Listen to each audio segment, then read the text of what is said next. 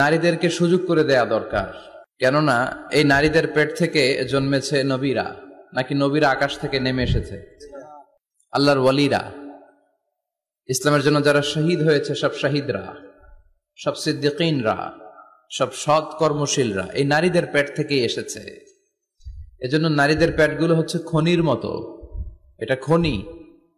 নারীদের যত্ন নিলে এই খনি থেকে ভালো জিনিস পাওয়া যাবে, আল্লাহওয়ালা পাওয়া যাবে, হাফেজ পাওয়া যাবে, সালেহ পাওয়া যাবে।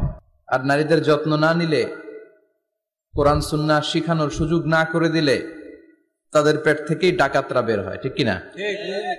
এই যে যত ডাকাত, সন্ত্রাস, চাঁদাবাজ পৃথিবীতে এসেছে, এরাও এসেছে নারীদের পেট থেকেই। এজন্য বলা হয় বাপ ভালো তার বেটা ভালো তাই, মা ভালো তার জি, গাই ভালো তার দুধ ভালো রে, দুধ ভালো তার ঘি।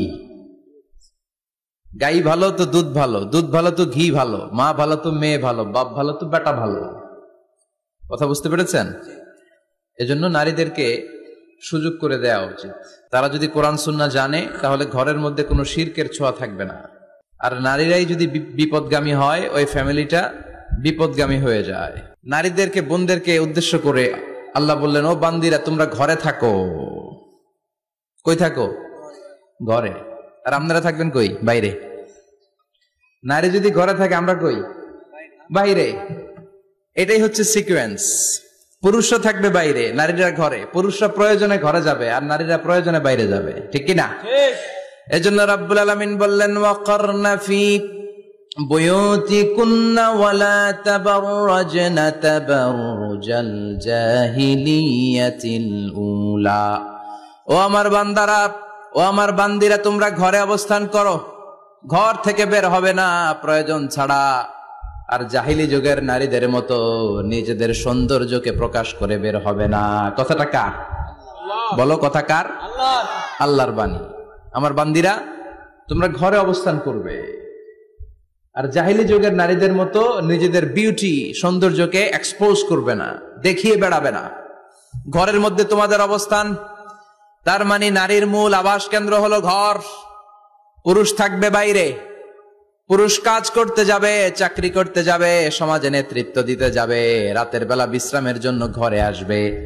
আর নারী সারাদিন সারা সময় ঘরে থাকবে, ডাক্তারের কাছে যাওয়ার জন্য ঘরের বাইরে যাবে, জরুরি প্রয়োজনে ঘরের বাইরে যাবে, ঠিক কিনা? তাহলে ঘরটা বেসিক্যালি নারীদের, ঘর নারীদের দখলে, আর বাহিরটা আমাদের দখলে। এটা হচ্ছে আল্লাহর দেয়া সিকোয়েন্স। সুবহানাল্লাহ পড়েন। কিন্তু নারীরা এখন ঘর থেকে বাইরে বেরোতে শুরু করেছে। আল্লাহ সিকোয়েন্স দিলেন, নারী থাকবে ঘরে, পুরুষ বাইরে। আমরা উল্টায় ফেলছি, এখন আমরা থাকি ঘরে, নারীরা চলে গেছে বাইরে। এজন্য জ্বালা যন্ত্রণা ফ্যামিলির ভিতরে বেশি না কম? আমি বলে থাকি যে নারীরা দুই জায়গায় খুব বেশি যায়, হুমড়ি খেয়ে পড়ে। এক যায় বাজারে, দুই যায় মাজারে, ঠিক কিনা? মাজারে যায় অনেক, ছেলে নাই মেয়ে নাই, ভাবে যে মাজার থেকে সন্তান পাওয়া যায়। এরকম আছে না নাই? রব্বুল আলামিন বলেন, ইয়াহাবু লিমান ইয়াশাউ ইনাসান ওয়া ইয়াহাবু লিমান ইয়াশাউ যুকুর আও ইউযাওয়িজুহুম যুকরানান ওয়া ইনাসা ওয়া ইয়াজআলু মান ইয়াশাউ আকীমা ইন্নাহু আলীমুন কাদির। তিনি যাকে চান তাকে মেয়ে দেন। আগে মেয়ের কথা বললেন, আগে ছেলে বলে নাই। তার মানে মেয়ের ভিতরে বরকত বেশি না কম? বেশি। আল্লাহ যাকে চান তাকে মেয়ে দেন, আল্লাহ যাকে চান তাকে ছেলে দেন, আবার যাকে চান তাকে ছেলেও দেন, মেয়েও দেন, আবার যাকে চান তারে ছেলেও দেন না, মেয়েও দেন না। তিনি কে? আল্লাহ। এজন্য চাইতে হবে তার কাছে, মাজারে যে চাওয়া যাবে না। আমার বোনেরা, খবরদার খবরদার খবরদার, মাজারে যে কিচ্ছু যাবেন না। মাজারে তো আপনাদের যাওয়ারই দরকার নাই, কারণ নারীদেরকে কবরের সামনে যে কবর জিয়ারত করতে নিষেধ করেছেন মুহাম্মদ সাল্লাল্লাহু আলাইহি ওয়াসাল্লাম। কারণ নারীরা দুর্বল চিত্তের অধিকারী হয়, রক্ত দেখলে ভয় পায়, পায় না? আমরা ভয় পাই। আমরা কুরবানির সময় আল্লাহু আকবার, রক্ত দেখলে আমরা ভয় টয় পাই না। নারীরা রক্ত দেখলে ভিড়কে ওঠে, ওরা ভয় পায়। এজন্য পৃথিবীর কোন দেশের সেনাবাহিনীর প্রধান, চিফ ইন মিলিটারি, আপনি নারী দেখাতে পারবেন না। পৃথিবীতে এতগুলো দেশ, কোন দেশের সেনাপ্রধান নারী আছে? থাকলে আমারে জানান। কোন দেশের বিচারপতি নারী আছে? নাই। কারণ এই ডিসিশন গুলো নিতে হলে অনেক বড় মাথা লাগে, অনেক সাহস লাগে। কিন্তু নারীরা রক্ত দেখলে ভয় পেয়ে যায়। সুবহানাল্লাহ পড়েন। কি ব্যালেন্স আল্লাহ করে দিলেন। এই জন্য খবরদার, মাজারে যেয়ে কিছু চাওয়া যায় না।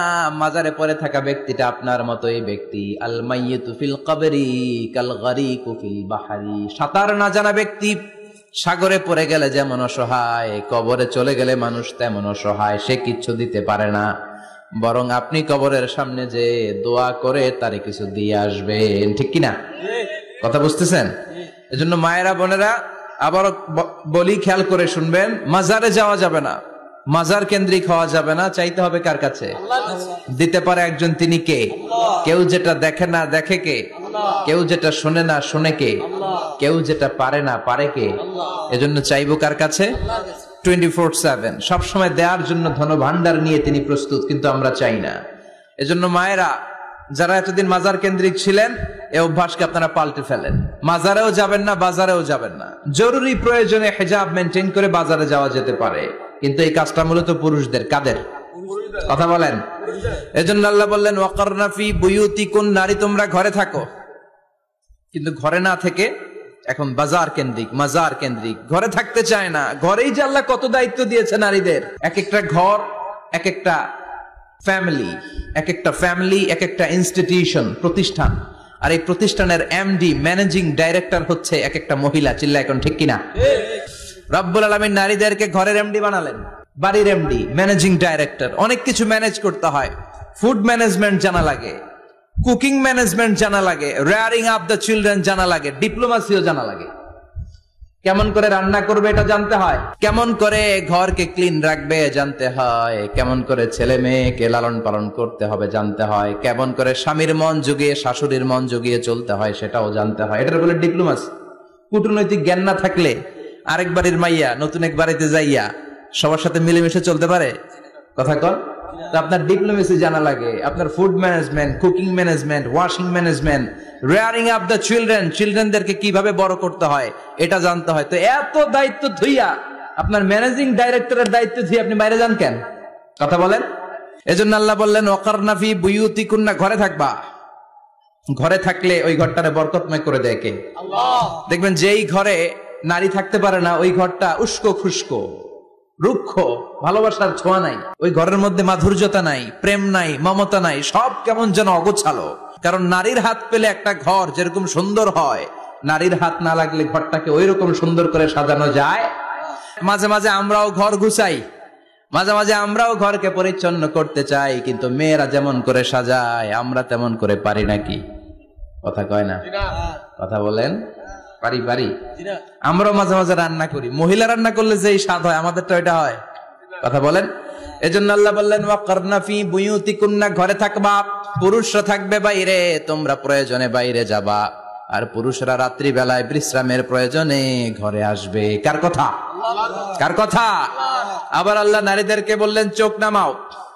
আমাদেরকেও বললেন চোখ নামাও, তাদেরকেও বললেন চোখ নামাও। ওয়াকুল্লিল মুমিনাতি ইয়াগদুদনা মিন আবসারিহিন, ও নবী নারীদেরকে বলেন তারাও যেন পরপুরুষ দেখলে চোখ নামিয়ে রাখে। ওয়া ইয়াহফাজনা ফুরুজাহুন্না, তারা যেন তাদের প্রাইভেটসকে হেফাজত করে। ওয়ালা ইউবদিনা জিনাতাহুন্না ইল্লা মা যাহারা মিনহা, দেহের সৌন্দর্য যেন বের না করে দেয়। ওয়ালিয়াদরিবনা বিখুমুরিহিন্না আলা জুয়ুবিহিন্না, আর তাদের বুকের উপরে যেন একটা চাদর নামিয়ে দেয়। সুবহানাল্লাহ। ওড়নাটা যেন, উন্নত বক্ষটা তারা ঢেকে রাখে। এখন বুকের উপরে ওড়না থাকে না, ওড়না থাকে গলায়। ঠিক কিনা? অবশ্য এইখানে যে বোনেরা আসছে এদের এই সমস্যা নাই, এরা সবাই বোরকা পরে আসছে। এদের আত্মীয় স্বজনের মধ্যে ঝামেলা থাকতে পারে, তো আপনারা যে পৌঁছে দিবেন। ওড়না থাকবে কোথায়? নারীদের বুকের উপরে ওড়না থাকবে, চাদর থাকবে। গলার মধ্যে ওড়না রাখার জন্য বলা হয় নাই। ওয়ালিয়াদরিবনা বিখুমুরিহিন্না আলা জুয়ুবিহিন্না, বুকের উপরে রাখো, নিজেকে ঢেকে রাখো, হেজাব করো। হেজাব করলে নারীর মর্যাদা বাড়িয়ে দেয় কে? আল্লাহ। সম্মানিত বোনেরা, নারী স্বাধীনতার কথা যারা বলে টেলিভিশনে, এগুলো শুনে আপনারা ভড়কে যাবেন না, এগুলো শুনে আপনারা পাগল হবেন না। মনে রাখবেন হেজাব আপনার অধিকার, হেজাব নারীর অধিকার, এটা নারীর সৌন্দর্যের প্রতীক। হেজাব নারীর আভিজাত্যের প্রতীক। হেজাব নারীর সৌন্দর্যের প্রতীক, আভিজাত্যের প্রতীক, তার রূপের প্রতীক। এটা তার অধিকার। চিৎকার করে বলেন ঠিক কিনা? কেমন করে হেজাব দেহ থেকে সরাতে হয়, কেমন করে দেহ থেকে কাপড় নামানো যায়, এটা হইল শয়তানের মিশন। এটা কি? শয়তান যখন নিষিদ্ধ ফল সাইয়েদনা আদম আর হাওয়া আলাইহিস সালামকে খাইয়ে দিল, সাথে সাথে জান্নাতের কাপড় পড়ে গেল। জান্নাতেও কাপড় খুলে দিল, দুনিয়াতেও খোলে, ঠিক কি না? শয়তানের মিশনই এইটা, কাপড় যত কমানো যায়, কাপড় যত কমানো যায়। এজন্য খবরদার, আপনারা অনেক সম্মানিতা। খেয়াল রাখবেন, পৃথিবীতে যে জিনিসের মর্যাদা যত বেশি, সম্মান যত বেশি, যেটা যত বেশি দামি, ওইটা তত বেশি প্যাকেটের ভিতরে থাকে, ঠিক কিনা? ঝিনুকের ভিতরে থাকে মতি, মতি খোলা থাকে না। স্বর্ণ অলংকার, স্বর্ণের দোকানে যখন যাবেন দেখবেন শাটারের সামনে এত বড় বড় তালা, অন্য দোকানে এত মোটা তালা নাই। আবার যেখানে গ্লাস ফিটিং করা স্বর্ণ রাখা হয়, ওইখানেও কয়েকটা লকার সিস্টেম আছে না নাই? ঘরে যখন আমরা অর্নামেন্টস রাখি, গহনা রাখি, ঘরের সবচেয়ে গোপন কক্ষের ভেতরে, গোপন আলমারির ভেতরে, গোপন সিন্ধুকের গোপন ড্রয়ারের ভেতরে কয়েকটা তালা মেরে স্বর্ণ রাখি। জোরে কোন ঠিক কিনা? 50,000 টাকার বান্ডিল নিয়ে যখন রাস্তায় বেরোই, কেউ হাতে নিয়ে বেরোয় না, এমনি দেখায় দেখা যায় না। এই যে দেখ 50,000, কখনো কাউরে 1000 টাকার নোট ধরেন, এটা 1000 টাকার নোট, 1000 টাকার নোট, কথা কয় না, 1000 টাকার নোট। এটা কাউরে দেখবেন যে 1000 টাকার নোটটারে এইভাবে কইরা এদিকে অর্ধেক আর এইভাবে এইভাবে রেখে রাস্তায় হাঁটতেছে। কোন পাগলও হাঁটবে? কোন পাগলও হাঁটে না, কারণ দামি জিনিস। এটার হেজাব লাগবে, এটার নেকাব লাগবে, এটাকে প্যাকেট করতে হবে, এটাকে প্রিজার্ভ করতে হবে। এজন্য যে নারীরা হেজাব করে তারা কোনোদিন ইফটিজিং এর শিকার হয় না। চিল্লায় বলো ঠিক কিনা? হেজাব যারা করে তারা বিপদে পড়ে না, কারণ হেজাব করলে এক একটা নারীকে জান্নাতের হুর পরীর মতো লাগে, ঠিক কিনা? সম্মানে মাথাটা নিচু হয়ে আসে, তাকাতে গেলেও ভয় লাগে। আল্লাহু আকবার, কি সম্মান আল্লাহ দিলেন! এজন্য আমার মায়েরা বোনেরা, আপনাদের সম্মান রব্বুল আলামিন হেজাবের ভেতরে রেখেছে। হেজাব হচ্ছে আপনার সিকিউরিটি। হেজাব কি? এটা আল্লাহর দেয়া আপনার জন্য সিকিউরিটি। আপনি আপনার সিকিউরিটিকে নষ্ট করতে পারবেন? এজন্য ইসলাম বলে, খবরদার, নারী যদি কোনো দূরের জায়গায় সফর করে, দূরের রাস্তায় সফর করে, নারী যেই তো সম্মানিত, একা একা কোনো নারী যেতে পারবে না। সিকিউরিটির দরকার আছে না নাই? বডিগার্ডের দরকার আছে না নাই? কেউ যখন বাংলার জমিন থেকে মক্কায় উমরা করতে যায়, মাহরাম পুরুষ না থাকলে তারে ভিসা দেয়, কারণ সম্মানিতা, বডিগার্ড লাগবে। জানেন এটা? মাহরাম পুরুষ যদি না থাকে, এই মাহরাম হচ্ছে বডিগার্ড। মাহরাম পুরুষ না থাকলে উমরার ভিসা হয় না, হজের ভিসা হয় না, কারণ লম্বা সফর, আর যে সফর করবে সে সম্মানিতা। সম্মানিতা নারীর জন্য সিকিউরিটির দরকার আছে না নাই? বডিগার্ড লাগবে কি লাগবে না? কি সম্মান ইসলাম আমাদেরকে দিল বুঝলামই না আমরা। আপনাদেরকে প্রোটেক্ট করার জন্য, আপনাদের সিকিউরিটি এনশিওর করার জন্য আল্লাহ তাআলা হেজাবের বিধান দিয়েছে। চিল্লায় পড়েন সুবহানাল্লাহ। এজন্য নারীর সম্মান, নারীর মর্যাদা রব্বুল আলামিন হেজাবের ভেতরে দিয়েছে। আবার নারীর মধ্যেও হেজাবের তারতম্য আছে না নাই? যাদের বয়স বেশি তাদের হেজাব কম, যাদের বয়স কম তাদের হেজাব বেশি। সুবহানাল্লাহ, কি ব্যালেন্স! কিন্তু রাস্তায় দেখবেন নানির হাতে হাত মোজা, নানি নাতনি, নানির হাত মোজা আছে, পা মোজা আছে, গায়ে বোরকা আছে 2টা, সাথে ষোড়শী অষ্টাদশী তরুণী তন্নি যুবতী নাতনিটার বুকের মধ্যে কাপড় নাই, গলায় আছে ওড়না, আছে না নাই? তার মানে পুরাই উল্টা। দরকার ছিল নাতনির হাতে মোজা, পায়ে মোজা, 2টা বোরকা। হালকা কাপড় পরে নানি বের হইছে, সমস্যা নাই। কোন রকম চাদর গায়ে দিয়ে নানি বের হইছে, সমস্যা নাই। কিন্তু নাতনির গায়ে বোরকার দরকার আছে না নাই? হাত মোজা, পা মোজার দরকার আছে না নাই? মা মেয়ে বের হয়েছে, মায়ের গায়ে 2 বোরকা, হাত মোজা, পা মোজা, মেয়ের গায়ে কাপড় নাই, হাফ নেকেড, আছে না নাই? নানির দিকে তাকাবে কে? উনি তো এক্সপার্ট, উনি কি ডেট শেষ। কথা বলেন, কেউ তাকাবে? তাকাবে ওই ষোড়শী অষ্টাদশী তরুণী তন্নি যুবতীর দিকে, ঠিক কি না? এজন্য ইসলাম বলে, খবরদার, হেজাব ছাড়া বের হওয়া যাবে না, নেকাব ছাড়া বের হওয়া যাবে না। বিশ্বনবী বললেন, মা তারাকতু মিন বাদি আদররা আলার রিজালি মিনান নিসা, আমি চলে যাব কিন্তু আমার পরে আমার পুরুষ উম্মতদের জন্য নারীর চাইতে বড় কোনো ফিতনা আমি রেখে যাই না। আর বনি ইসরাইলের জামানায় সবচেয়ে বড় ফিতনা হয়েছিল নারীর ফিতনা, নারী কেলেঙ্কারি। এই জন্য নারীরা, বোনেরা, আপনাদেরকে সাবধান থাকতে হবে। নারীর ফিতনা বড় ফিতনা। নারী ভালো হলে সবচেয়ে ভালো, নারী খারাপ হলে নারীর চেয়ে খারাপ কেউ হতে পারে না। এই জন্য নারীদের জন্য আল্লাহ কিছু মডেল দিলেন, নারীদের জন্য আল্লাহ কিছু আদর্শ পাঠালেন, নারীদের জন্য আল্লাহ শিক্ষণীয় মহীয়সী কিছু নারীর জীবনে দিলেন। বললেন এই জীবনীগুলো পড়ো, তোমাদের জীবনটারে উজালা করে দিবে কে? আল্লাহ বললেন দরাবাল্লাহু মাসালাল লিল্লাযিনা আমানু ইমরাতা ফিরআউন। গোটা বিশ্বের সব নারীদের জন্য রব্বুল আলামিন কুখ্যাত সন্ত্রাসী ফেরাউনের বউকে মডেল বানিয়ে দিয়েছে। সুবহানাল্লাহ পড়েন। সুবহানাল্লাহ। কাফেরের বউ মুমিন নারীদের মডেল, আবার নবীর বউ কাফের নারীদের মডেল। আছে না নাই? নূহ আলাইহিস সালাম আল্লাহর সব চাইতে প্রিয় নবী, প্রিয়দের একজন, কিন্তু তার বউ কাফেরদের মডেল। আর কুখ্যাত সন্ত্রাসী ফেরাউন, তার বউ আসিয়া মুমিন নারীদের মডেল। আল্লাহু আকবার। 6 জন নারীর জীবনীর কথা আমি রেকমেন্ড করি, সাজেস্ট করি যে 6 জন নারীর জীবনী মুখস্থ, ঠোঁটস্থ, অন্তস্থ থাকতে হবে প্রতিটা নারীর জন্য। আশা করি মায়েরা, বোনেরা শুনছেন, আশা করি আপনারা কান লাগিয়ে শুনছেন, অনুধাবন করার চেষ্টা করছেন। আপনাদের জন্য 6 জন নারীর জীবনী পড়া অবধারিত। সংক্ষেপে বলবো কয়জন? 6 জন। গুনেন। 1 নম্বরে হচ্ছে হাজার, উম্মে ইসমাইল, সাইয়েদনা ইব্রাহিমের বউ, সাইয়েদনা ইসমাইল আলাইহিস সালামের আম্মা, নাম হলো হাজার। আমরা বলি বিবি হাজেরা। আমরা কি করি? হাজেরা আছে না? এই প্যান্ডেলেও হাজেরা নামে 2-1 বোন থাকতে পারে। আসলে নামটা হচ্ছে হাজার। নামটা কি? হাজার। এই হাজার হচ্ছে আপনাদের 1 নাম্বার মডেল। 2 নাম্বার কুখ্যাত সন্ত্রাসী ফেরাউনের বউ আসিয়া আপনাদের 2 নাম্বার মডেল। 3 নম্বরে ঈসা আলাইহিস সালামের আম্মা মারিয়াম আলাইহিস সালাম আপনাদের মডেল। বিশ্বনবীর প্রথম বউ খাদিজা আপনাদের মডেল। বিশ্বনবীর একমাত্র কুমারী বউ মা আয়েশা আপনাদের মডেল। আর বিশ্বনবীর কলিজার টুকরা সাইয়্যিদাতুনা ফাতিমা আপনাদের জন্য মডেল। সুবহানাল্লাহ পড়ে। কয়জন? 6 জন। জোরে বলেন। 6 জন। প্রথমে কার নাম বলেছি? হাজার। দ্বিতীয় আসিয়া। 3 নাম্বার মারিয়াম। 4 নাম্বার খাদিজা। 5 নম্বরে আয়েশা। 6 নম্বরে ফাতিমা। সুবহানাল্লাহ পড়ে। বিশ্বনবী বলেছেন কামুলা মিনার রিজালি কাসির, পুরুষদের মধ্যে কামেল পুরুষের অভাব নাই। ওয়ালাম ইয়াকমুল মিনান নিসা ইল্লা 4, নারীদের মধ্যে কামেল নারী হচ্ছে 4 জন। কয়জন? 4 জন।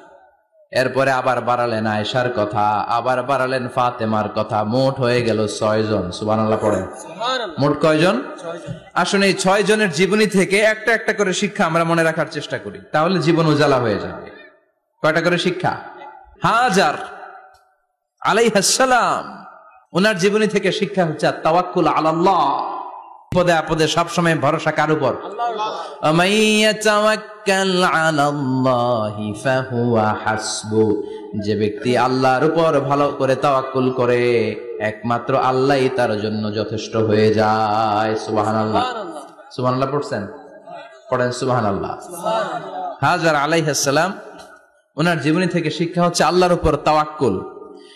সাইয়েদনা ইব্রাহিম আলাইহিস সালাম সাইয়্যিদাতুনা হাজারকে নিয়ে, দুধের বাচ্চা ইসমাইলকে নিয়ে মক্কার মরুজমিনের মাঝখানে রেখে আসলেন। মানুষ নাই, প্রাণী নাই, খাওয়ার পানি নাই, কোনো পশু পাখি নাই, আকাশের পাখিও নাই, কেউ নাই, একটা মাত্র পানির মশক। একটা মশকের ভেতরে সামান্য কিছু পানি। দুধের বাচ্চা ইসমাইলকে নিয়ে সাইয়্যিদাতুনা হাজার দাঁড়িয়ে রইলেন। কোনো কথা না বলে বিবি আর বাচ্চাকে রেখে চলে যাচ্ছেন। চোখের পানি ছেড়ে সাইয়্যিদাতুনা হাজার ডেকে বললেন, ইব্রাহিম একটু দাঁড়াও। কথা নাই, বার্তা নাই, কিছুই বললা না। কি আমার অপরাধ? কেন এই ধুধুমরু প্রান্তরে আমাকে দুধের বাচ্চাটারে রেখে গেলা? শুধু একটা কথাই জানতে চাইবো, এই যে আমাদেরকে রেখে পাষণ্ডের মতো তুমি চলে যাও, এটা কি তোমার নিজের ইচ্ছায় নাকি আল্লাহর ইচ্ছায়? সাইয়েদনা ইব্রাহিম কোনো কথা না বলে শুধু প্রশ্নের উত্তর দিলেন, বললেন আল্লাহর ইচ্ছায়। কার ইচ্ছায়? নবীরা নিজের ইচ্ছায় কিছু করে না, যেটাই করে করে কার ইচ্ছায়? আল্লাহর ইচ্ছায়। সাইয়্যিদাতুনা হাজার বললেন, ইযান লা ইউদাইয়ুনাল্লাহ, তোমার ইচ্ছায় যদি আমাদেরকে রেখে না যাও, আল্লাহর ইচ্ছায় যদি রেখে যাও, তাহলে আমার ভরসা আছে আল্লাহ আমাদেরকে নষ্ট হতে দিবে না, আল্লাহ আমাদেরকে কোনো কষ্ট দিবে না, আমার আল্লাহই আমার জন্য যথেষ্ট। সুবহানাল্লাহ। আপনারে মায়েরা যারা আছেন, আপনাকে আর আপনার 2 সন্তানকে নিয়ে আপনার স্বামী সিলেটের হাকালুকি হাওরের মাঝখান দিয়ে রেখে আসছে, কি করবেন? পিছনে পিছনে দৌড়াবেন, গালাগালি শুরু করবেন। যদি বলে আল্লাহর ইচ্ছায় তোমারে রেখে গেলাম, জীবনেও মানতে চাবেন না, বলবেন তোরেও বাদ দিলাম, তোর আল্লাহরেও বাদ দিলাম। আছে না নাই? কিন্তু সাইয়েদাতুনা হাজার কেমন নারী ছিলেন, একটা টু শব্দ করেন নাই। শুনতেছেন? কেন ইমাজিন, কল্পনা করতে পারেন? ধুধু মরু প্রান্তর, খাওয়ার কিছু নাই, পান করার কিছু নাই, কথা বলার মতো একটা মানুষ নাই। রৌদ্রের তাপ মরুভূমির বালুর উপরে এমন ভাবে পড়ে, সৌদি আরবের মরুভূমি যারা দেখেছেন, প্রচন্ড বালুর মধ্যে চাল রেখে দিলে চালগুলো মুড়ি হয়ে যায়। ওই প্রচন্ড মরুভূমির মধ্যে দাঁড়িয়ে বললেন, যদি আল্লাহর ইচ্ছা হয়, আমার আল্লাহ আমার জন্য যথেষ্ট। ঠিকই আল্লাহ যথেষ্ট হয়েছেন। এই মহিলাকে দিয়ে মক্কা আবাদ হয়েছে। মক্কায় কোনো মানুষ থাকতো না, এখন মক্কায় গেলে জায়গা পাওয়া যায় না। প্রতিদিন 3 লক্ষ 4 লক্ষ মসজিদুল হারাম একসাথে জামাত, জুমার নামাজের দিন 5 লক্ষ 7 লক্ষ 10 লক্ষ হয়ে যায়। এতগুলো মানুষ আগে ছিল না। সব হলো সাইয়েদাতুনা হাজারের ইমানের ফসল। সুবহানাল্লাহ। এই নারী এখানে থাকলেন আল্লাহর উপর ভরসা করে, ইমানের পরীক্ষা দিতে লাগলেন। একদিনের ব্যবধানে খাওয়ার পানির মশকের পানি শেষ। ইসমাইল আলাইহিস সালামের পায়ের ধাক্কায় জমজমের পানি এলো। জুরহুম নামক একটা গোত্র যাচ্ছিল, তারা এসে ওনার হাতে মুরিদ হলো। সুবহানাল্লাহ। তারা এসে বলল, আমাদেরকে শুধু জমজমের পানি খেতে দেন, আপনি যা বলবেন সব আমরা মেনে নিলাম। শুরু হলো মক্কার আবাদ। হাজার হাজার মানুষ বাড়তে শুরু করলো, মক্কা শহরের এক্সপানশন হলো। গোটা বিশ্ব থেকে লক্ষ লক্ষ মানুষ এখন মক্কার দিকে ছুটে চিল্লায় বলেন, ঠিক কি না? এজন্য আমার মায়েরা অনেক লম্বা জীবনী। তার একটা ঘটনাই বললাম, সাইয়েদাতুনা হাজার, ওনার জীবনী থেকে আমার মায়েদের বোনেদের জন্য শিক্ষা। তাওয়াক্কুল আলাল্লাহ। বাঁচি আর মরি, সুস্থ থাকি আর অসুস্থ থাকি, বিপদে থাকি আর যেই কোনো সমস্যায় থাকি না কেন, ভরসা করতে হবে একজনের উপর। তিনি কে? আল্লাহ। আল্লাহর উপর যে ভরসার মতো ভরসা করতে জানে, আমার আল্লাহই তার জন্য যথেষ্ট। ঠিক কিনা? তাহলে হাজার থেকে আমার বোনদের জন্য শিক্ষা হচ্ছে, তাওয়াক্কুল করব আমরা কার উপরে? ভরসা রাখবো কার উপর? সবসময় আত-তাওয়াক্কুল আলাল্লাহ, আল্লাহর উপর ভরসা করতে হবে আমার মায়েরা, আমার বোনেরা। 2 নম্বরে বলেছি কার কথা? আসিয়া রাদিয়াল্লাহু তাআলা আনহা আলাইহাস সালাম, ফেরাউনের স্ত্রী।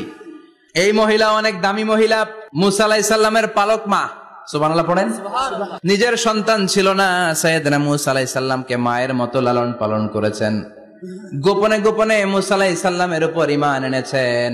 গোপনে গোপনে রাত্রিবেলা তাহাজ্জুদ পড়ে চোখের পানি ছেড়ে চাইতেন কার কাছে? ফেরাউনের বউ আর ফেরাউনের ফিনান্স মিনিস্টার, অর্থমন্ত্রীর বউ, 2 জন লুকিয়ে কালিমা পড়ে মুসলমান। ফেরাউন কিছু জানে না। সুবহানাল্লাহ। কি আল্লাহর খেলা! ফেরাউন লক্ষ লক্ষ বনি ইসরাইলের ছোট্ট বাচ্চাকে জবাই করেছে একটা বাচ্চাকে ঠেকানোর জন্য। নাম কি?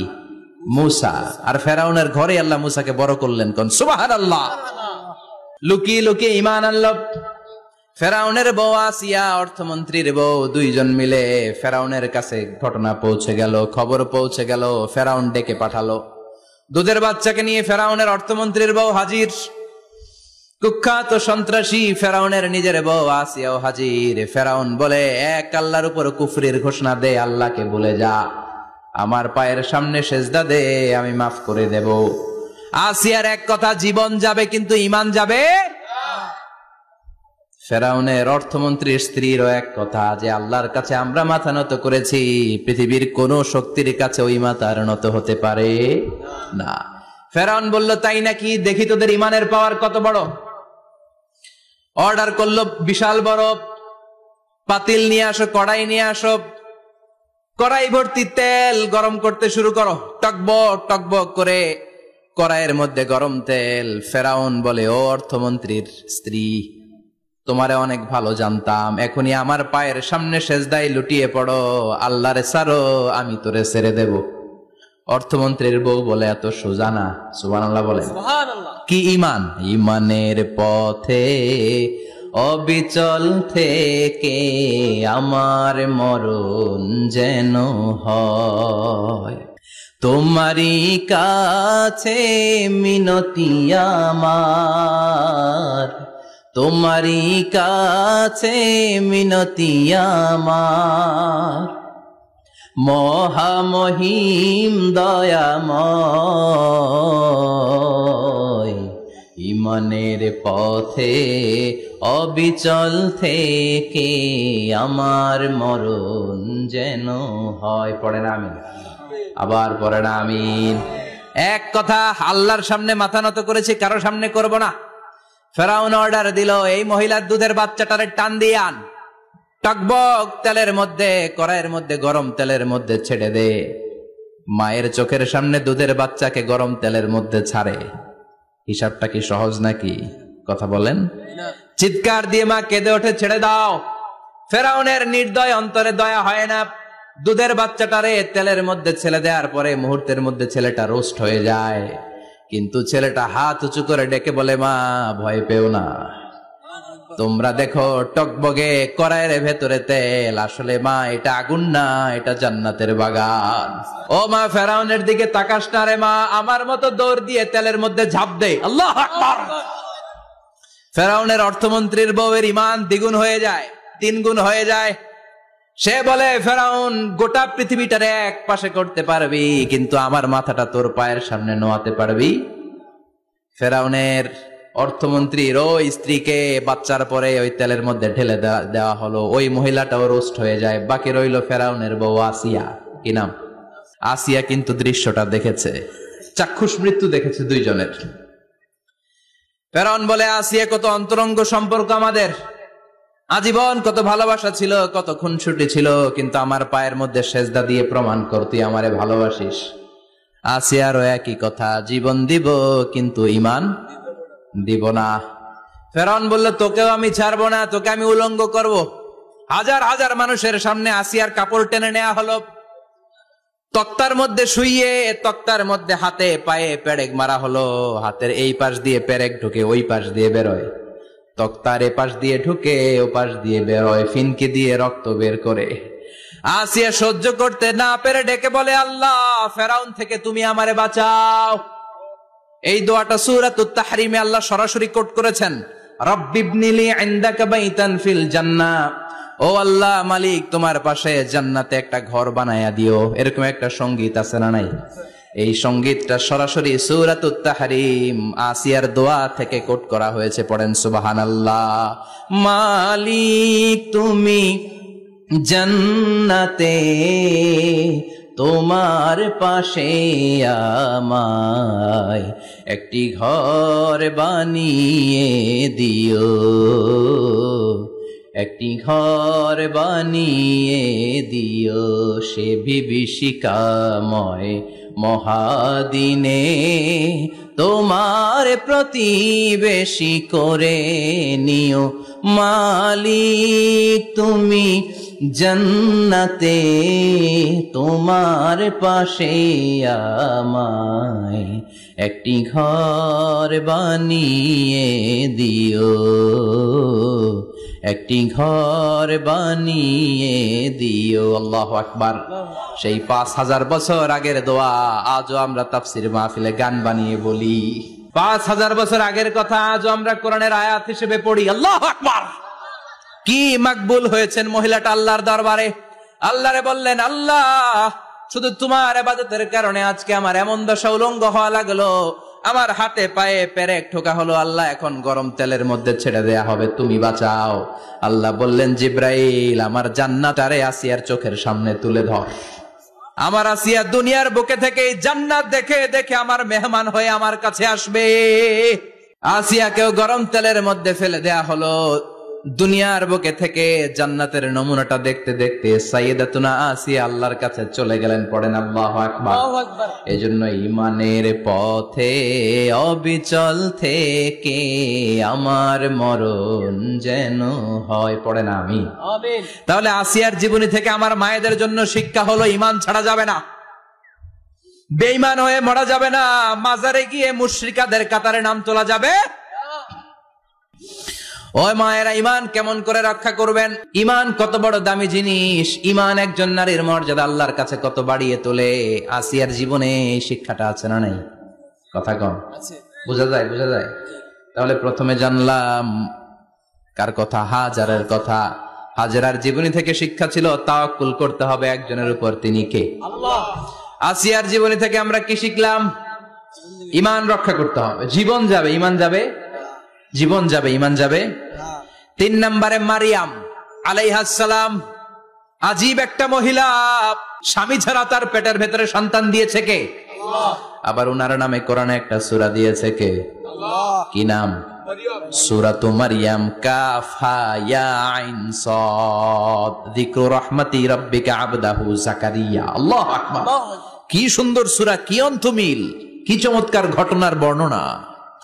উনার নামেও সূরা, উনার ফ্যামিলির নামেও সূরা। উনার আব্বার নাম ইমরান, মায়ের নাম হান্না বিনতে ফাখুজ। উনাদের ফ্যামিলিটা আল্লাহর কাছে এত প্রিয়, আল্লাহর একটা সূরা দিলেন ইমরানের পরিবারের সূরা। কোন সুবহানাল্লাহ। কোরআনের 3 নাম্বার সূরা, সূরাতু আলে ইমরান। কি নাম? সূরাতু। আবার কোরআনে আল্লাহ ওনাকে বলেছেন সিদ্দিকা, মানে সত্যবাদী নারী। আবার আল্লাহ বলেছেন ওয়ালাইসা যাকারু কাল উনসা, এটা এমন মেয়ে কোন পুরুষ এই মেয়ের মতো হতে পারে? ওনার মা হান্না বললেন, আল্লাহ আমার পেটে ছেলে না মেয়ে আমি জানি না। যখন মারিয়াম পেটে, আল্লাহ ছেলে হোক মেয়ে হোক বাইতুল মুকাদ্দাসের খাদেম হিসেবে তুমি কবুল করে নাও। আমার পেটে যা আছে তোমার জন্য মানত করে দিলাম। কিন্তু ভূমিষ্ঠ করার পরে দেখে মাইয়া, ভূমিষ্ঠ করার পরে দেখে কি? মেয়ে। ভাবছিল ছেলে, ছেলে হইলে খাদেম হবে, এখন মেয়ে। আল্লাহ বলে চিন্তা করো না, সাধারণ মেয়ে না। ওয়ালাইসা যাকারু কাল উনসা, এটা এমন মেয়ে কোন ছেলেরাও এই মেয়ের মতো হতে পারে। এই মেয়েকে দিয়ে দেওয়া হলো বাইতুল মাকদাস, one of the major 3 mosques in Islam. ইসলামের সর্বশ্রেষ্ঠ 3টা মসজিদের একটা। এই বাইতুল মুকাদ্দাসের খাদেমা ছিল উনি। মসজিদ ক্লিন করতো আর ইবাদত করতো, ইবাদতে মশগুল হয়ে থাকতো, পাগল পাড়া হয়ে থাকতো, চক্ষু বন্ধ করে আল্লাহর কথা স্মরণ করত। মর্যাদা আল্লাহ তো বাড়িয়ে দিলেন, আনসিজনাল যত জান্নাতি ফল সব সামনে এসে হাজির হয়ে যেত। ওনার খালু জাকারিয়া এসে বলতেন আন্না লাকে হাদা, ও মারিয়াম এই ফল তো এই সিজনে ফিলিস্তিনে নাই, পাইলা কই? তিনি বলতেন হুয়া মিন ইনদিল্লাহ, রব্বুল আলামিন জান্নাত থেকে ফলের ব্যবস্থা করেছে। কোরআন সাক্ষী, আন্না লাকে হাদা, কোত্থেকে এই ফ্রুট পাইলা? আনসিজনাল, এটা তো এখানে নাই। উনি বললেন হুয়া মিন ইনদিল্লাহ, ইন্নাল্লাহা ইয়ারযুকু মান ইয়াশাউ বিগাইরি হিসাব, আল্লাহ এরকম যারে চায় বিগাইরি হিসাব রিজিক দিয়ে থাকে। সুবহানাল্লাহ বলেন। সব সময় আল্লাহর ইবাদত, সব সময় তাহাজ্জুদ, সব সময় জিকির করতেন লা ইলাহা লা ইলাহা ইল্লাল্লাহু মুহাম্মাদুর রাসূলুল্লাহ। ওনার পুরো জীবনের কোন মুহূর্ত আল্লাহর জিকির থেকে খালি যায় নাই, সব সময় ইবাদতে মশগুল, সব সময় কি? তার মানে মারিয়ামের জীবনী থেকে আমাদের শিক্ষা, আমার মায়েরা বোনেরা ইবাদতে মশগুল থাকতে হবে। কিন্তু দুর্ভাগ্যজনক হলেও সত্যি, আমার বোনেরা জি বাংলা নিয়ে মশগুল থাকে। ওনারা মশগুল থাকে ঠিকই, তবে ইবাদত নিয়ে না। কি নিয়ে? কথা কন। জি বাংলা কি এখনো দেশে চলে? স্টার জলসা এগুলো চলে, কিরণমালা এই সিরিয়াল গুলো চলে। নতুন সিরিয়াল আসছে, নাম কত কয়েকটা, ওয়াজ মাহফিলে বলা লাগবে আমাদের। কি নাম, কি চলে এখন জানো না তুমি? সর্বনাশ, পাগলের মতো মহিলাগুলো বসে থাকে, রাতে দেখতে না পারলে সকালে কাজা কাফার আদায় করে। আছে না নাই? কাজা আদায় করে ফেলে সকালে। খবরদার, জি বাংলা, স্টার জলসা, হিন্দি মুভি নিয়ে মশগুল থাকা যাবে না আমার বোনেরা। আপনিই পারেন আপনার ফ্যামিলিটারে জান্নাতে ফ্যামিলি বানাতে, আপনিই পারেন পরিবারটারে শান্তিময় করতে। নারী ভালো তো পরিবার ভালো। এজন্য মারিয়াম আলাইহিস সালামের জীবনী থেকে আমার বোনদের জন্য শিক্ষা, ঘরের সব কাজ শেষে অবসর যেই সময়টা পাবো ইবাদতে মশগুল হয়ে যাব, ঠিক কিনা? ইবাদতে মশগুল থাকার দরকার আছে না নাই? তাহলে মারিয়ামের মতো আপনাদের মর্যাদাও বাড়িয়ে দিবে কে? কয়জনের জীবনী গেল? আর বাকি কয়জন শুনবেন? কষ্ট হচ্ছে? এরপরে বিশ্বনবীর প্রথম বউ খাদিজা। কি সুন্দর নাম, খাদিজা বললে ভাল লাগে না? প্রথম নারী যিনি কালিমা পড়ে ইসলাম ধর্ম গ্রহণ করেছেন, আমাদের আম্মা জান। বিশ্বনবীর প্রথম বউ, 25 বছর বিশ্বনবীর সাথে সংসার করেছেন, 3 বছর বিশ্বনবীর সাথে জেল খেটেছেন, শিয়াবে আবি তালেবে। কেমন বউ? জামাইও জেলখানায়, বউ জেলখানায়।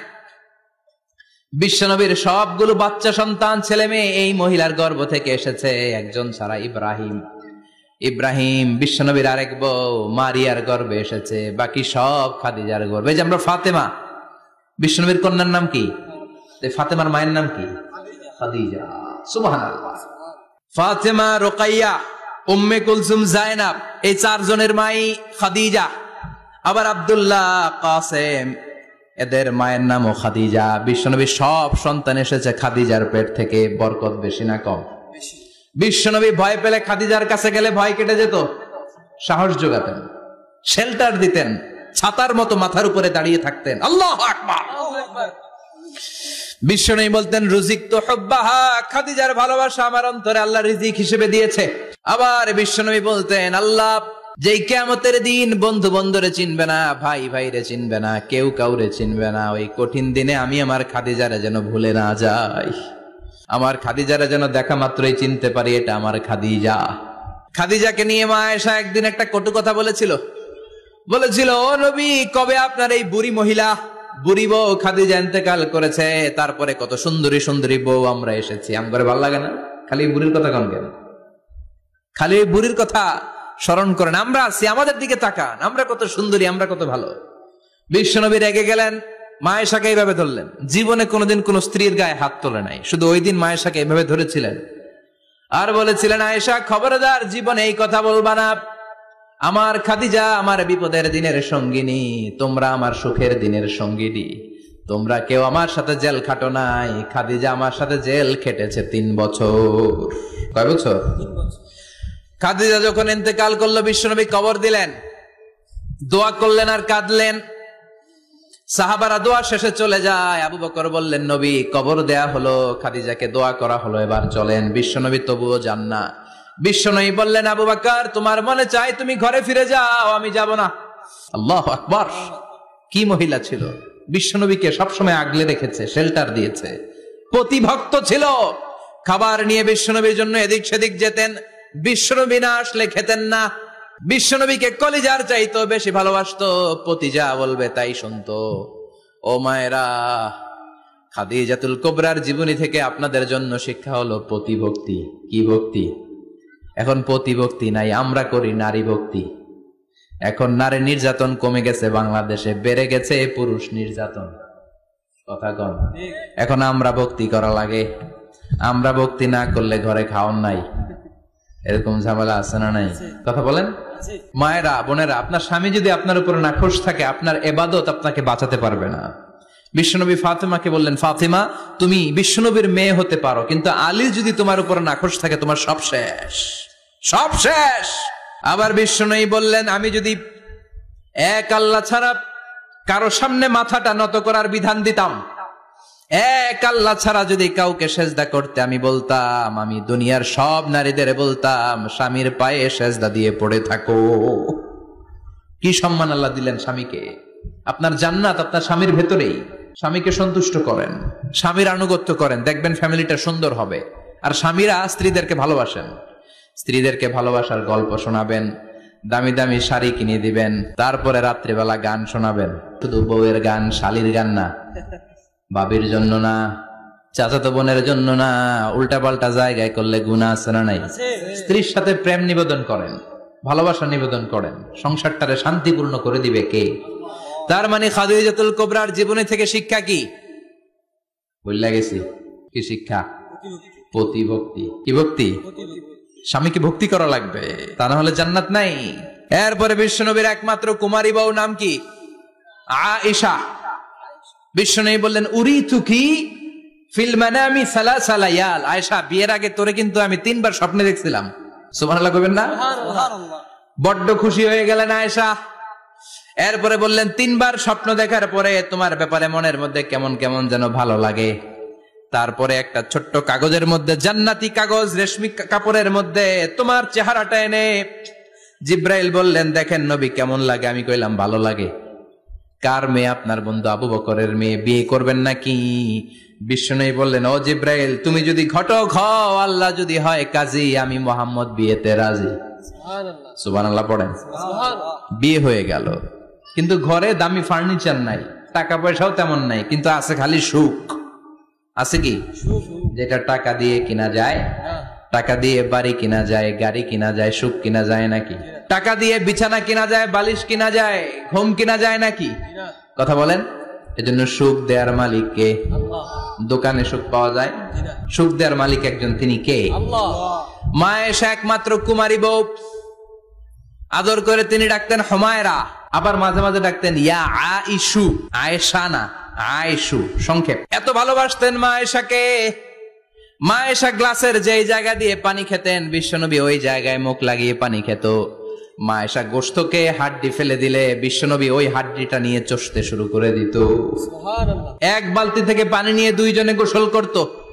আবার বিশ্বনবীর সাথে সাথে মাঝে মাঝে বায়না ধরতো, মাঝে মাঝে রাগও করতো। সুবহানাল্লাহ কোন? স্বামী স্ত্রীর মধ্যে একটু রাগ আছে না নাই? রাগ থাকলে ওইটারে আবার ভালোবাসায় পরিণত করে দেয় কে? রাগ না থাকলে ভালোবাসা তো ভালোবাসাই না, রাগ থাকতেই হবে, তাইলে ভালোবাসার মর্ম বোঝা যায়। চিল্লায় বলেন ঠিক কিনা? ক্ষুধা না থাকলে খাবারের মর্যাদা বোঝা যায় না।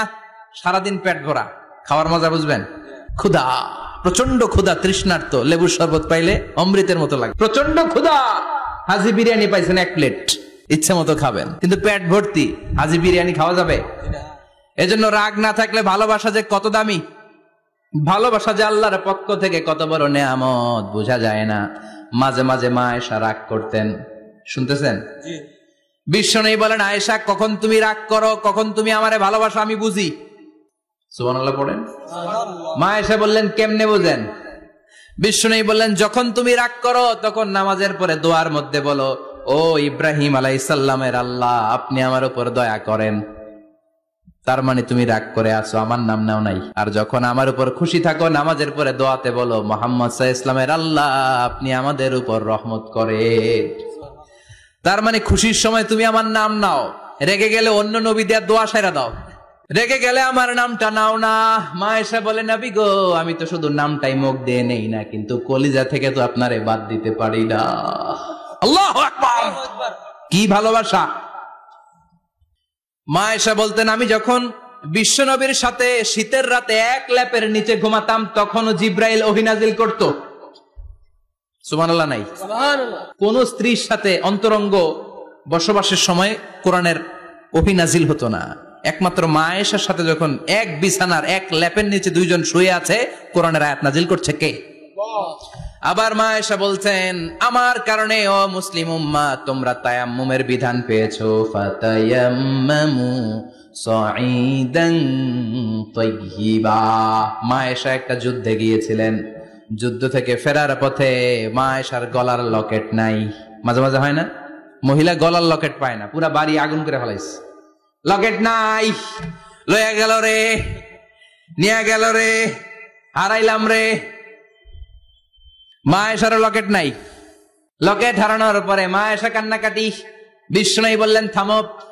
অনেকক্ষণ থামার পরে লকেট খুঁজে পায় না, সবাই খোঁজাখুঁজি, লকেট কই, লকেট কই, লকেট খুঁজে পায় না। ওদিক দিয়ে মাগরিবের নামাজের সময়ও শেষ, নামাজের সময় শেষ। আর যেই জায়গায় লকেট খোঁজার জন্য থামা হয়েছে ওই জায়গায় আবার পানি নাই, পানি সামনে, পানির দিকেও যেতে পারে না, লকেটও খুঁজে পায় না, নামাজও পড়া যায় না। সব সাহাবীরা মিছিল শুরু করছে, আবু বকর রে ধর, ধর ধর, আবু বকর রে ধর। আবু বকরের মেয়ের কারণে নামাজ আমাদের চলে যাচ্ছে। সাইয়েদনা আবু বকর ঘটনা বেসামাল দেখে আয়েশার কাছে গেল, যে দেখে বিশ্বনবী মা আয়েশার কোলের মধ্যে, ল্যাপের মধ্যে মাথা দিয়ে শুয়ে আছে। রাগের চোটে বুখারীর বর্ণনা, আঙ্গুল নিয়ে মা আয়েশার পেটের মধ্যে দিল এক খোঁচা। লকেট হারাইলি কেন? ক, তোর জন্য বাইরে মিছিল চলে, তোর জন্য বাইরে সব সাহাবারা বলে নামাজ পড়তে হবে, সময় নাই। ও আবু বকর, আপনার মেয়ের কারণে এই কাণ্ড। খাসরা মানে কুমর। আবু বকর মা আয়েশার খাসরাতে এত জোরে গুতা মেরেছেন, মা আয়েশা বললেন, এই গুতার কারণে আমি অনেক দূরে চলে যাওয়ার কথা ছিল ব্যথার চোটে, কিন্তু যাই নাই, কারণ কোলে কে? কোলের মধ্যে বিশ্বনবীর মাথা, নড়ে গেলে বিশ্বনবীর ঘুম ভেঙে যাবে, ব্যথাটা হজম করেছি, নড়ি নাই। আল্লাহ তখন আয়াত নাজিল করলেন, ফালাম তাজিদু মাআন ফাতায়াম্মামু সাঈদান তাইয়্যিবা। ও সাহাবারা, মিছিল বন্ধ করো। কোন নারীর বিরুদ্ধে মিছিল করো? এই নারীর সাথে তো বিয়ে আমি সরাসরি বিশ্ব নবীর দিয়েছি, যাও ওযুর জন্য টেনশনে ছিলা, টেনশনের দরকার নাই, আয়েশার কারণে আজকে নতুন করে একটা বিধান দিলাম, আজ থেকে যদি ওযুর পানি না পাওয়া যায় বালুর মধ্যে 2 হাত বাড়ি মেরে তায়াম্মুম করো, নামাজ পড়ে নাও, কবুল করে নিবে কে? এই মা আয়েশার লকেট হারানোর কারণে তায়াম্মুমের বিধান নাজিল হয়েছে। কোন সুবহানাল্লাহ। সে বলতেন, ও উম্মতেরা জেনে রাখো যে তায়াম্মুম করো, এটা কিন্তু আমার কারণে পাইছো। সুবহানাল্লাহ কোন। আবার মা আয়েশা বলতেন, আমার কোলে মাথা রেখে বিশ্বনবী শেষ নিঃশ্বাস ত্যাগ করেছে, আবার আমার ঘরের মধ্যেই বিশ্বনবীর কবর। সুবহানাল্লাহ। বিশ্বনবীর কবরটা কিন্তু মা আয়েশার ঘরের মধ্যে, এখনো বিশ্বনবীর কবর যেই জায়গায়, এই জায়গায় মা আয়েশার ঘর ছিল। সুবহানাল্লাহ কোন। 2210টি হাদিস বর্ণনা করেছেন। কত? কথা কয় না। 2210টা ফ্যামিলির হাদিস বর্ণনার জন্য মা আয়েশাকে আল্লাহ তাআলা বিশ্বনবীর ট্যাপ রেকর্ডার বানিয়ে পাঠিয়েছেন। যাই বিশ্বনবী বলতেন ট্যাপ রেকর্ডের মতো রেকর্ড করে সব সাহাবীদের কাছে বর্ণনা করতেন। কত কবিতা উনি নিজে জানতেন, নিজেই জানে না। কত মাসালা যে জানতেন তার কোনো হিসাব নাই। ইলমুল ফারায়েজ, বাপ মরলে ছেলে মেয়ে থাকলে কে কতটুকু সম্পদ পাবে, মা আয়েশার চেয়ে বিধান মদিনায় কেউ জানতো না। বিশ্বনবীর ইন্তেকালের পরে সাহাবাদের মধ্যে কোনো মাসালা নিয়ে কনফিউশন হলে সব সাহাবারা আম্মা জান আয়েশার কাছে এসে সলিউশন নিয়ে যেতেন। সুবহানাল্লাহ কোন। বিশ্বনবী যা বলেছেন সব মুখস্থ রেখেছেন, সব জ্ঞানের কথা ছড়িয়ে দিয়েছেন, সব সময় পড়াশোনা করতেন। সুবহানাল্লাহ। তার মানে মা আয়েশার জীবনী থেকে আপনাদের জন্য শিক্ষা হচ্ছে জ্ঞানার্জন, জ্ঞানানুরাগী হতে হবে। কি হতে হবে? জ্ঞানানুরাগী। বুখারীর বঙ্গানুবাদ পাওয়া যায়, কোরআনের বঙ্গানুবাদ পাওয়া যায়, ইসলামিক অনেক ভালো ভালো রাইটারের বই পাওয়া যায়, ঠিক কিনা? এগুলো পড়ার দরকার আছে না নাই? অনেকে বলে, হুজুর আমার ছেলেটা মোবাইল ছাড়া কিছু বোঝে না। কি কয়? মোবাইল ছাড়া কিচ্ছু বোঝে না। হুজুর মোবাইল দিলে ঠান্ডা, মোবাইল নিলে কান্দে, এরকম আছে না নাই? এর কারণ হাজব্যান্ড ওয়াইফ দুইটার কাছে সবসময় মোবাইল। কথা কন। বাবার কাছেও মোবাইল, মায়ের কাছেও মোবাইল, তো ছেলে মোবাইলের জন্য কাঁদবে না তো কি করবে? বাবার হাতেও যদি বই থাকে, মায়ের হাতেও যদি বই থাকে, ছেলে মোবাইল চাবে নাকি? ছেলেও চাবে বই, ছেলে চাবে কি? কথা বুঝতে পেরেছেন? এই জন্য জ্ঞান অনুরাগী হতে হবে মা আয়েশার মতো।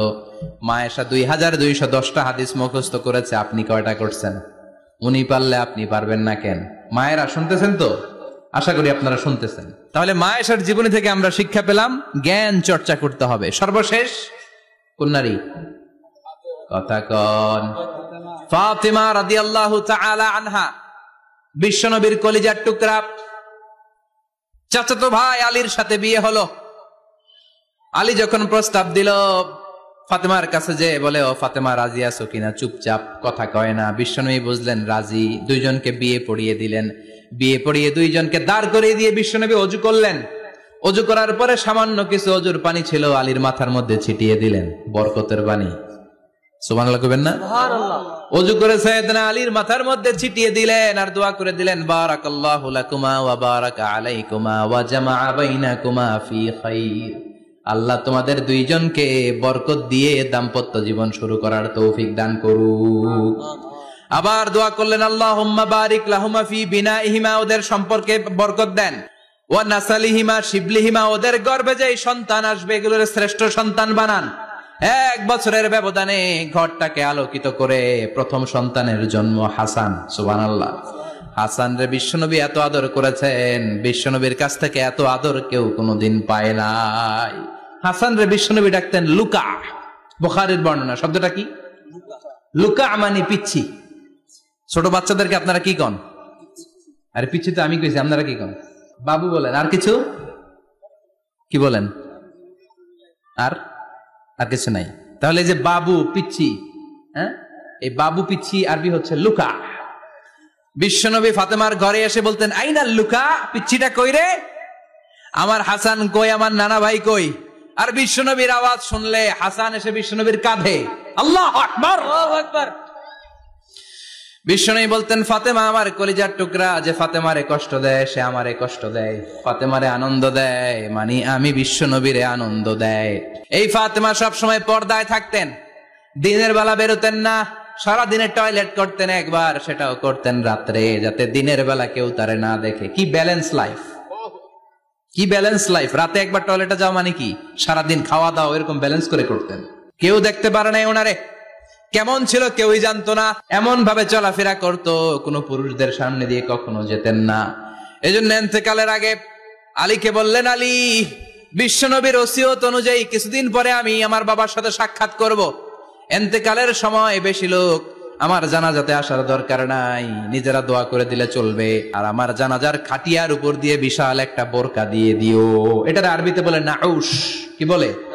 এই প্রথম কোন নারী তার খাটিয়ার উপরে নাউশ ব্যবহার করেছে, জন্য এটাকে বলে সুন্নাতু ফাতিমা, ফাতেমার সুন্নাত।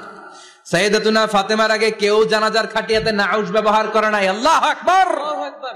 আলীকে বলে গেলেন, আলী, অল্প কয়েকজন পুরুষ নিয়ে জানাজা দিও, বেশি মানুষের কাছে আমার নিও না। দুনিয়ার বুকে আমি লুকিয়ে লুকিয়ে চলতাম, মরার পরে লুকিয়ে লুকিয়ে আল্লাহর কাছে চলে যেতে চাই, পুরুষদের সামনে আমার নিও না। ও মা, এই ফাতেমার জীবনী থেকে আপনার জন্য শিক্ষা হলো পর্দা। সব সময় এই পর্দাটা দেহে থাকার দরকার আছে না নাই? রাজি আছেন তো? তাহলে এই 6 জন নারীর জীবনে যদি আমার মায়েরা পরে, আমার মায়েরা বোঝে, ওই মায়েরা বিপদগামী হতে পারে নাকি? হতে পারে। তাহলে 6 জনের আবার রিভাইজ করে চলেন। প্রথমে বললাম কার কথা? হাজারের জীবনী থেকে শিক্ষা কি? আল্লাহর উপর তাওয়াক্কুল। 2 নম্বরে বললাম কার কথা? আসিয়ার কথা। আসিয়ার জীবনী থেকে শিক্ষা হলো ইমানের পথে অবিচল থাকতে হবে, ঠিক কিনা? তারপরে মারিয়ামের জীবনী থেকে শিক্ষা হলো সব সময় ইবাদতে মশগুল। খাদিজার জীবনী থেকে শিক্ষা হলো প্রতিভক্তি, স্বামীর প্রতি আনুগত্য। মা আয়েশার জীবনী থেকে শিক্ষা হলো জ্ঞান অর্জন করতে হবে কার খুশির জন্য? আর ফাতিমার জীবনী থেকে শিক্ষা হলো সব সময় পর্দা গায়ের মধ্যে থাকার দরকার আছে না নাই? মানতে রাজি আছেন? এই 6 জনের জীবনী গ্রন্থ কিনা যাবে না? কিনতে রাজি আছেন তো? কথা কয় না? সবাই রাজি?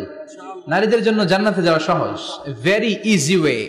Our beloved Prophet Muhammad has prescribed a very easy way to enter the paradise for the women. নারীদের জন্য জান্নাতে যাওয়ার সহজ শর্টকাট। মায়েরা আবার কান খাড়া করেন খরগোশের মতো, শর্টকাট বলে দিয়ে যাই। আল মারআতু ইযা সাল্লাত খামসাহা, বিশ্বনবী ফরমান 4টা কাজ যে নারী দুনিয়ার বুকে করবে, ওই নারীর জন্য জান্নাতের 8টা দরজা খুলে দিবে কে? আল্লাহ। 1 নম্বর, আল মারআতু ইযা সাল্লাত খামসাহা, 5 ওয়াক্ত নামাজ যে মেয়েরা পড়বে, সামাত শাহরাহা, যারা রমজানের রোজা রাখবে, আতাআত বালাহা, স্বামীর আনুগত্য করবে, হাফিজাত ফুরুজাহা, লজ্জাস্থানের হেফাজত করবে। এই 4টা কাজ যে নারীরা করবে, 8টা জান্নাতের দরজা তাদের জন্য খুলে দিবে কে? আল্লাহ। সহজ হয়ে গেল না? মাত্র 4টা। কয়টা? 4টা। আরো জোরে বলেন, কয়টা? 4টা। মাত্র 4টা কাজ। আর কিছু কাজ করতে বিশ্বনবী নিষেধ করেছেন। জামার উপর দিয়ে পারফিউম মেখে যেতে নিষেধ করেছেন মুহাম্মদ সাল্লাল্লাহু আলাইহি ওয়াসাল্লাম। আইয়ুমা ইমরাআতিন ইস্তাআতারাত, যেই মহিলারা পারফিউম মেখে বের হলো পুরুষদের দৃষ্টি আকর্ষণের জন্য, কিয়ামতের দিন জিনাকারিনীদের কাতারে ওদেরকে দাঁড় করাবে কে? আল্লাহ। অনেক মহিলারা আছে ঝাঁঝালো পারফিউম দেয়, আছে না? টেম্পুর মধ্যে বসাই যায় না, না? সিএনজিতে বসছেন, এদিকে বসছে খালাম্মায়, হায় হায়। মায়েরা খেয়াল করে শুনেন, আপনাদের ড্রেস কেমন হবে? নাম্বার 1, আপনার পুরো দেহটা ঢাকা থাকতে হবে। যে ড্রেস পরবেন, you should cover your whole body. শুধু হাতের এই 2 কবজি আর চেহারা খোলা রাখতে পারবেন, তবে চেহারা ঢেকে রাখা উত্তম। একজন মহিলা বোরকা পড়ছে কিন্তু চেহারা খোলা, তার হেজাব হয় নাই, পর্দা হয় নাই, এটা বলা যাবে? কিন্তু উত্তম হচ্ছে চেহারা ঢেকে রাখা, কারণ চেহারা সৌন্দর্যের রাজধানী। Face is the capital of beauty, ঠিক কিনা? চেহারা দেখলাম তো সব বোঝা গেল, ঠিক কিনা? কেমন মাধুর্যতা আছে, দেখতে কেমন সুন্দরী কিনা সব বোঝা যায়। এজন্য চেহারাটাও ঢেকে রাখবেন, চোখটা খোলা রাখবেন। বিশ্বনবীর স্ত্রী উম্মে সালামা বলে, দেখার জন্য আমার 2 চোখের দরকার নাই, লাগবে 1 চোখ। উনি আরেক চোখের মধ্যে আরেক কাপড় দিয়ে রাখতেন, এমনি তাকাইতেন। সাহাবারা বলতেন, উনারে দেখলে আমরা দিতাম দৌড়, ভয় লাগতো। চোখ একটা দেখা যায় আর একটা খোলা, উনারা দেখে আমরা এদিক সেদিক পালিয়ে যেতাম। আবার অনেক মহিলারা পা ঢাকে না, পা কিন্তু পর্দার অন্তর্ভুক্ত। সব সময় মেয়েরা পা মোজা পরে বেরোতে হবে, পা দেখানো যাবে না। হাদিসে এসেছে শুধু হাত এতটুকু, পা কিন্তু পর্দার অন্তর্ভুক্ত। উম্মে সালামা বললেন, ইয়া রাসূলুল্লাহ, আমরা তো হাঁটতে গেলে অনেক সময় পা দেখা যায়। বিষ্ণু বললেন, তাই? তাহলে 1 বিঘত নিচ দিয়ে কাপড় বাড়াও। উম্মে সালামা বললেন, জোরে হাঁটলে তো তারপরে দেখা যাবে। বিষ্ণু বললেন, 1 হাত বাড়াও। ধুলাবালি সহ টানবা, তারপরও পায়ের 1 ইঞ্চি দেখানো যাবে। তাহলে ড্রেস কোডের প্রথম নিয়ম হচ্ছে পুরো দেহ ঢাকবেন। 2 নম্বরের নিয়ম, পোশাক ঢিলে ঢালা হবে না টাইট ফিটিং? আরো জোরে বলেন। ঢিলে ঢালা হবে, টাইট ফিটিং হতে পারবে না। এরকম মোটা হবে, মোটা কাপড়, কিচ্ছু দেখা যায় না, বাইনোকুলার দিয়েও দেখা যাবে না। আবার ঢিলে ঢালা আছে না নাই? আমরা পুরুষরা যে এটা পরি, এটা দিয়ে 3 মহিলার কাপড় হয়, ঠিক কিনা? কাপড় পরতে চায় না তারা, ওদের পোশাক আমরা নিয়ে নিচ্ছি। তার মানে ঢিলে ঢালা হবে, মোটা কাপড়ের হবে, টাইট ফিটিং হতে পারবে। আবার পুরুষদের পোশাক হতে পারবে। এই 4টা নিয়ম মেনে যে যেই ধরনের পোশাক পরেন, চাদর পরেন সমস্যা নাই, শাড়ি পরেন সমস্যা নাই, ব্লাউজ পরলে ফুল হাতা পরবেন সমস্যা নাই, মেক্সি পরলেও সমস্যা নাই, বোরকা পরলেও সমস্যা নাই, কিন্তু পোশাকটা শালীন পোশাক হতে হবে। কি পোশাক? সবাই বলেন, শালীন পোশাক। পুরুষদের পোশাক পরা যাবে না, কারণ বিশ্বনবী লানত করেছেন ওই নারীদেরকে, যেই নারীরা পুরুষদের মতো সাজতে চায়। এরকম আছে না নাই? দেখলে বোঝা যায় না কোনটা ছেলে কোনটা মেয়ে, আছে না নাই? ইসলাম যে মর্যাদা আপনাদেরকে দিয়েছে, আর কেউ দিয়েছে নাকি? ইসলাম বলে প্রথম সন্তান কন্যা সন্তান হলে ঘরের মধ্যে বরকত, আছে না নাই? মিন বারাকাতিল মারআতি তাবকিরুহা বিল ইনাস। একটা মেয়ের মধ্যে বরকত বেশি না কম কেমনে বুঝবেন? তার প্রথম সন্তান যদি মেয়ে হয়, তাহলে বুঝবেন এই মেয়েটা বরকতওয়ালা মেয়ে। এই মেয়ে আপনার জীবনে অনেক কিছু নিয়ে আসবে। সুবহানাল্লাহ কইতে পারেন না? কিন্তু অনেক ডাকাইতেছে, মেয়ে হইলে অখুশি হয়, ছেলে হইলে পাড়ার সবারে জিলাপি খাওয়ায়, পাড়ার সবারে মিষ্টি খাওয়ায়, মেয়ে হইলে কিচ্ছু খাওয়ায় না, আছে না নাই? কিন্তু আমরা মেয়ে হলে খুশি হব। কার কার প্রথম সন্তান মেয়ে? হাত তোলেন। 1 জন, 2 জন, 3 জন। প্রথম সন্তান মেয়ে কার? হ্যাঁ, অনেকে আছে তো মাশাআল্লাহ, আপনারা অনেক বরকতময়, আলহামদুলিল্লাহ। হাত নামান। আমারও প্রথম সন্তান মেয়ে। তিনটাই ভাইয়া, জান্নাত একটা আমার দিয়েন। তার মানে 3 জান্নাতের মালিক। মাশাআল্লাহ, আল্লাহ বাইরে তুমি কবুল করো। তার মানে কোন ঘরে যখন মেয়ে আসে, আল্লাহ বলে ঘরটা বরকতময়। মেয়েটা যখন বড় হতে শুরু করে, মেয়েটা ভাইয়ের জন্য বরকতময়। মেয়ে যখন বিয়ের উপযুক্ত হয়, বাবার জন্য বরকতময়। 2 মেয়ে মানে বাবার 2 জান্নাত, 3 মেয়ে মানে 3 জান্নাত। সুবহানাল্লাহ। আবার যখন স্বামীর কাছে যায়, ইসলাম বলে ওই স্বামী আল্লাহর কাছে সেরা, যেই স্বামী বউয়ের কাছে সেরা। বউ যদি আপনারে ভালো বলে, আপনি আল্লাহর কাছে ভালো। বউ যদি খারাপ বলে, আপনি আল্লাহর কাছে খারাপ। তার মানে ব্যালেন্স করেছে ইসলাম। স্বামীর আনুগত্য করতে বলেছে, আবার স্বামীকেও বলেছে স্ত্রীকে ভালোবাসতে, ঠিক কিনা? কথা বলেন। ইসলাম বলে তোমার হাত যদি বউয়ের হাতের সাথে মিলাও, 2 হাতের সগীরা গুনাহ মাফ করে কে? স্ত্রীর দিকে যখন তাকাও, তোমার চোখের সগীরা গুনাহ মাফ করে কে? প্রতি মাসে মাসে স্ত্রীর কাপড় চোপড় আর কসমেটিক্স কেনার জন্য যে টাকাটা দাও, এই টাকাটা সদকা হিসেবে কবুল করবে কে? এবার এই মহিলা গর্ভবতী, ইসলাম বলে সন্তান ভূমিষ্ঠ করতে যে যদি কোনো মা ডেলিভারি কেসে হসপিটালে মারা যায় কিংবা বাসায় মারা যায়, কিয়ামতের দিন ওই মহিলাকে শহীদদের কাতারে দাঁড় করায় দিবে কে? বাচ্চা ভূমিষ্ঠ করতে যে শাহিদা, শহীদদের কাতারে। আর সুন্দর মতো যদি আসে, আল জান্নাতু তাহতা আকদামি উম্মাহাতিকুম, মায়ের পায়ের নিচে সন্তানের বেহেশত, আছে না নাই? জোরে বলেন। এজন্য ইসলাম বলে খবরদার, মায়ের মর্যাদা সবচেয়ে বেশি। এক সাহাবী বললেন, ইয়া রাসূলুল্লাহ, কার সাথে ভালো আচরণ করব, বাবার সাথে নাকি মায়ের সাথে? নবী বললেন মায়ের সাথে। এরপরে মায়ের সাথে, তারপরে মায়ের সাথে, তারপরে কার সাথে? তারপরে তোমার পিতার সাথে। মায়ের মর্যাদা কয় গুণ বেশি? ওগো মা তুমি এই ধরনের শ্রেষ্ঠ নিয়ামত, তোমারই পদ তলে রয়েছে জান্নাত। ওগো মা তুমি এই ধরনের শ্রেষ্ঠ নিয়ামত, তোমারই পদ তলে রয়েছে জান্নাত। সুবহানাল্লাহ। আমি বলি আমাদের পায়ের নিচে থাকে মৌজা, জুতা আর বালু, আর মহিলাদের পায়ের নিচে জান্নাত। এই পৃথিবীটারে 1000 বার বিক্রি করলে জান্নাতের একটা চেয়ারের দাম হবে না। সুবহানাল্লাহ পড়েন। আর যেই জান্নাত মায়ের পায়ের নিচে পড়ে আছে, ওই পায়ের দাম বেশি না কম? বেশি। এজন্য মায়েদের সাথে ভালো আচরণ করতে হবে। ইসলাম নারীকে দিয়েছে ইবাদতের অধিকার। নারীরা যদি মহিলা সমাবেশে যেতে চায়, কোনো পুরুষ বাধা দিতে পারবে? নারী যদি মসজিদে নামাজ পড়তে যেতে চায়, বাধা দিতে পারবে? মহিলাদের নামাজের জায়গা করেন নাই আপনারা? করেন, আস্তে আস্তে করেন, আস্তে আস্তে করতে হবে। তারা অনেক সময় বাইরে বের হয়, বাসায় আসতে আসতে নামাজের সময় হয়ে গেছে, কই পড়বে নামাজটা? মসজিদে সুযোগ করে দেন, মসজিদে পড়বে। তবে ঘরে পড়া উত্তম, ঘরে পড়লে বেশি সওয়াব। সুবহানাল্লাহ। তার মানে ইবাদতের অধিকার। ইসলাম নারীকে দিয়েছে শিক্ষার্জনের অধিকার। আপনার ছেলেকে স্কুলে পাঠান, শুধু ছেলেকে নয়, আমরা বলি আপনার ছেলেকেও পাঠান, মেয়েকেও পাঠান, ঠিক কিনা? আপনার ছেলেকে মাদ্রাসায় পাঠান, মেয়েকেও পাঠান। শিক্ষা সবার জন্য। বিষ্ণু বলেছেন আল্লিমু বানাতাকুম সূরাতান নূর, তোমরা তোমাদের মেয়েদেরকে সূরা নূর শিখাও। কোন সূরা? কথা কোন? ও আমার মায়েরা, আপনাদের জন্য রব্বুল আলামিন সব হকের কথা সূরাতুন নূরে বলেছে। আল্লিমু বানাতাকুম সূরাতান নূর, তোমরা তোমাদের নারীদেরকে সূরাতুন নূর শিক্ষা দাও। ও আমার মায়েরা, আজ থেকে সূরাতুন নূরের অর্থ পড়বেন, তাফসীর পড়বেন, ঘরটারে বরকতময় করে দিবে কে? আপনাদের আছে মোহরানার অধিকার। বিয়ে করলে পুরুষ মোহরানা পাবে না, দিবে। কিন্তু আমরা এতগুলা টাকা নিয়ে আসি, ডাকাইত আছে না নাই? সারা জীবন মেয়েটারে লালন পালন করলো, একটা মেয়ে হলো একটা বাবার কলিজা। মেয়ে দিয়ে দিল মানে বাবা কলিজা ছিঁড়ে দিল, আর কি চাস? ডাকাত, ফকির কোথাকার। খবরদার, বিয়ের মধ্যে 1 টাকা যদি তুমি যৌতুক খাও, কিয়ামতের দিন আল্লাহ তোমারে ছাড়বে। যৌতুকের সাথে ইসলামের কোনো সম্পর্ক, যৌতুকের সাথে সম্পর্ক। যৌতুক খেলে ডবল গুনাহ। যৌতুক খাওয়া ততটা অপরাধ, কুকুরের গোশত খেলে যত অপরাধ, এর চেয়ে বেশি অপরাধ।